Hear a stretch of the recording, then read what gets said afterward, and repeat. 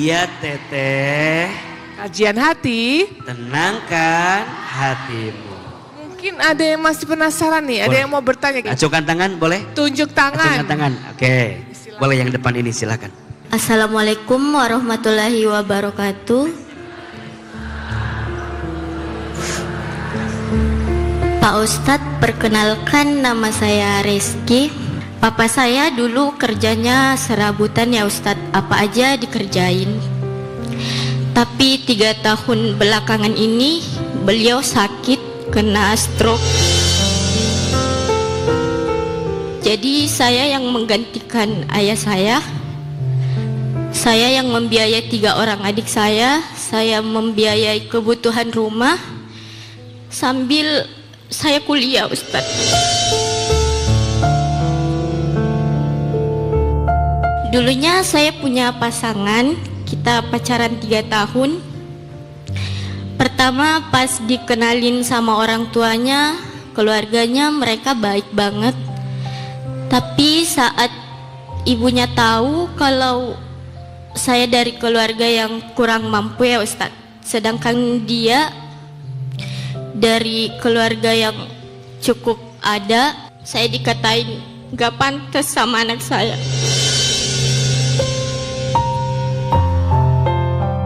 Terakhir aku ninggalin dia karena aku nanya sampai kapan kalau orang tuanya gak ridho Ustadz. Singkat cerita aku ketemu pria baru kenal, dan kita udah mau nikah, udah mau lamaran Ustadz. Keluarganya baik banget, dia nerima keluarga aku, anaknya juga baik. Tapi kapan hari aku ngupload di sosial media dan si mantan aku ini tahu, lihat. Lalu dia meneror saya, meneror keluarga calon suami saya. Dia nyeritain yang enggak kalau saya dulunya bekerja sebagai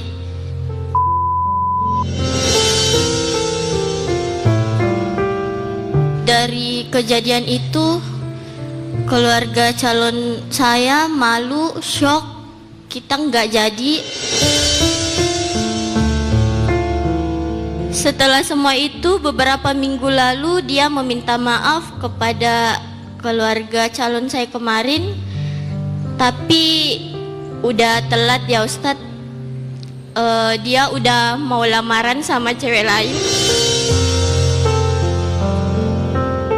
Yang ingin saya tanyakan Ustadz, dalam Islam apakah kasta itu harus seimbang? Lalu dengan keadaan seperti ini saya harus gimana Ustadz? Saya selalu berdoa Ustadz biar bisa sama dia. Soalnya mama dia baik banget. Semenjak kenal sama dia, saya jadi lebih dekat lagi sama Tuhan. Dia sudah menikah atau baru akan menikah? Baru mau lamaran katanya Ustadz. Oke, ada yang mau disampaikan kepada yang kedua ini? Maaf kalau kemarin kamu lebih percaya sama dia, tapi kalau kita emang gak jodoh gak apa-apa, aku ikhlas. Bunda, ada 2 hal yang ingin coba Ahilman sampaikan. 1, apakah menikah itu harus dengan orang yang satu kasta dengan kita atau tidak? Jawabannya tidak. Mungkin bahasa dalam agama namanya sekufu. Tapi sekufu itu bukan tentang kasta kaya dan miskin. Sekufu itu bukan tentang punya pangkat jabatan dan tidak punya pangkat jabatan. Bukan. Sekufu itu dalam artian orang yang bisa mengimbangi kehidupan kita. Maka dalam hadis disebutkan dinikahi seseorang karena 4 hal. Yang pertama lijamaliha, karena parasnya. Maksud paras di sini bukan tentang ganteng dan cantiknya, tapi tentang orang yang kalau kita lihat menyenangkan hati kita. Tapi maksud di sini menarik, menyenangkan menurut pasangan, lijamaliha. 2, 5 liha karena hartanya. Maksudnya apa? Bukan yang satu punya miliar, satu punya miliaran, bukan. Cari pasangan yang berapapun harta yang Allah titipkan bisa kita kelola dengan baik. Jelas tidak?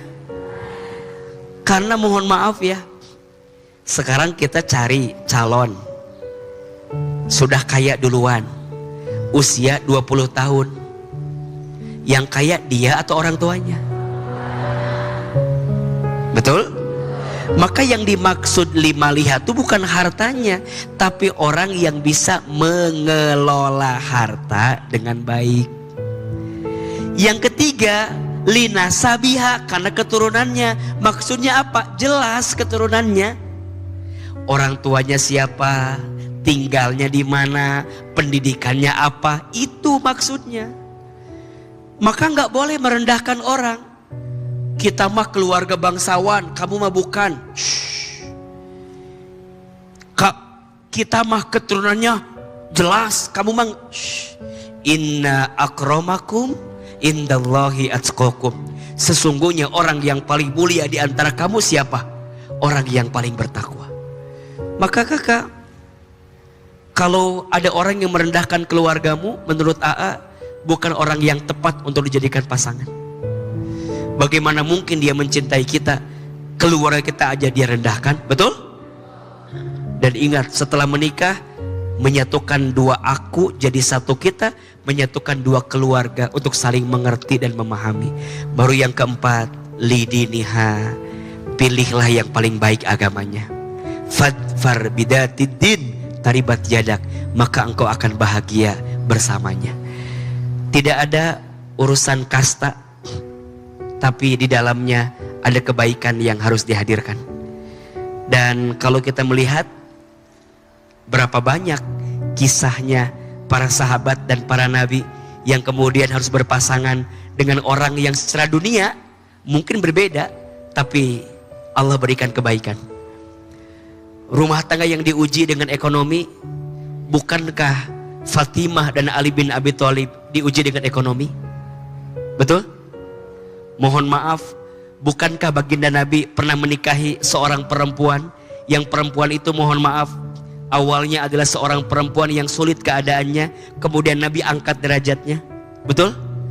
Bukankah Nabi menikah dengan Khadijah? Khadijah adalah seorang mohon maaf perempuan yang sudah sangat matang, dengan harta yang begitu banyak, kaya luar biasa.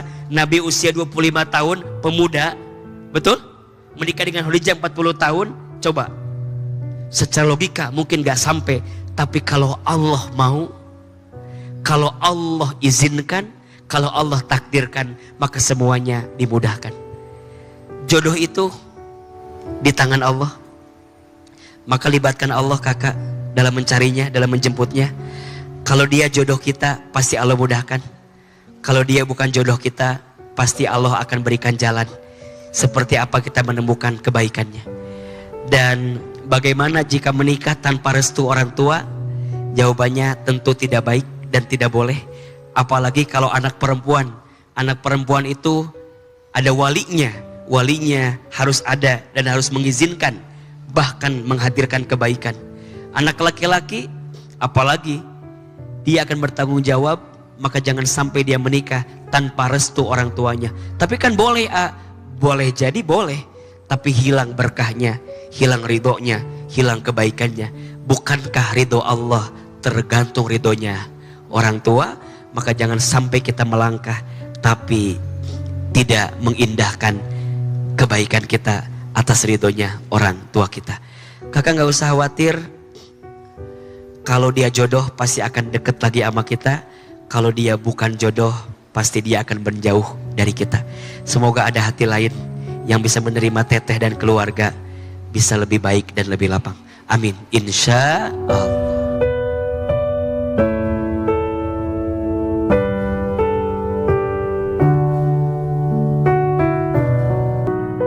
Bunda,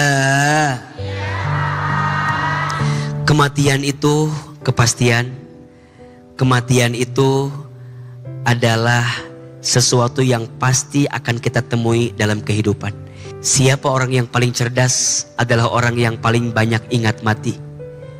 Siapa orang yang paling cerdas adalah orang yang paling banyak mempersiapkan bekal untuk berjumpa dengan kematiannya. Jaga sholat, perbanyak sedekah, baca Quran, jadilah orang baik. Insya Allah itu 4 amalan yang akan membuat sakaratul maut kita dijemput dengan lembut. Mudah-mudahan kita semua kelak diwafatkan dalam keadaan husnul khatimah. Amin ya rabbal alamin. Ya Allah, panjangkan umur kami dalam kebaikan, sehatkan badan kami dalam kebahagiaan. Ya Allah ya Rabbana, selamatkan hidup kami, sehatkan badan kami, perbaiki hidup kami. Ya Allah, seandainya ajal menjemput kami, wafatkan kami nanti ya Allah dalam keadaan beriman. Wafatkan kami nanti ya Allah dalam keadaan Islam. Wafatkan kami nanti ya Allah dalam keadaan berwudu. Wafatkan kami nanti ya Allah dalam keadaan kami taat kepadamu. Ya Allah, masukkan kami semua ke dalam surgamu. Jauhkan kami semua dari siksa api neraka-Mu. Rabbana atina fid dunya hasanah wa fil akhirati hasanah wa qina azabannar. Subhana rabbika rabbil izzati amma yasifun wassalamun alal mursalin walhamdulillahi rabbil alamin.